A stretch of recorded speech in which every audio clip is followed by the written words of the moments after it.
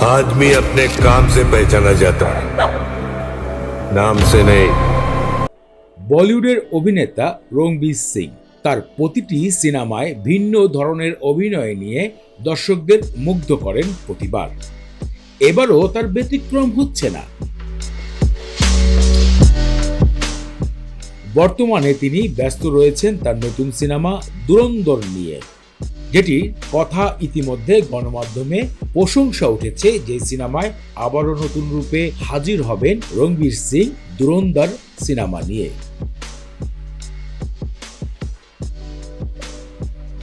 এদিকে নতুন এক তথ্য গণমাধ্যমে জানা যায়, 15ই আগস্ট সিনেমার কাজ শেষ করেছেন রণবীর সিং দুরন্দর।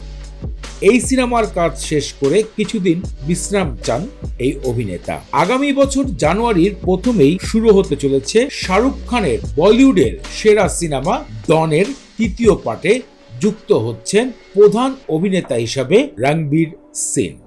তবে নায়িকা হিসাবে এবার কথা উঠছে দীপিকা পাদুকোনকে নাকি যুক্ত করার সম্ভাবনা রয়েছে ইয়াশ রাজ ফিল্মের।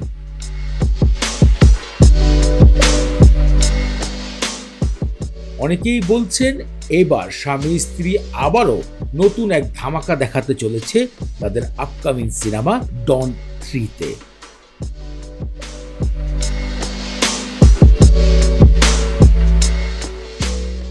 চোখে পড়ার মতন বিষয়, এর আগে ডন 2, ডন 1-এ পুলিশ ইন্সপেক্টরের ভূমিকায় অভিনয় করেছেন প্রিয়াঙ্কা চোপড়া, যেখানে শাহরুখ খানের সাথে গুঞ্জনও উঠেছিল ভালোবাসা চলছে শাহরুখ খান এবং প্রিয়াঙ্কা চোপড়ার।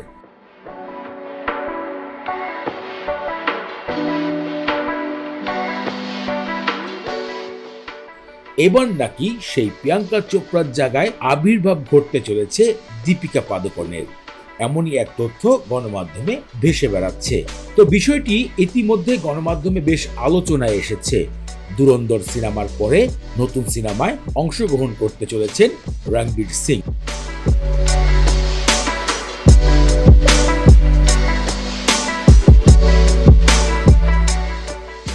সিনেমার নাম ডন 3।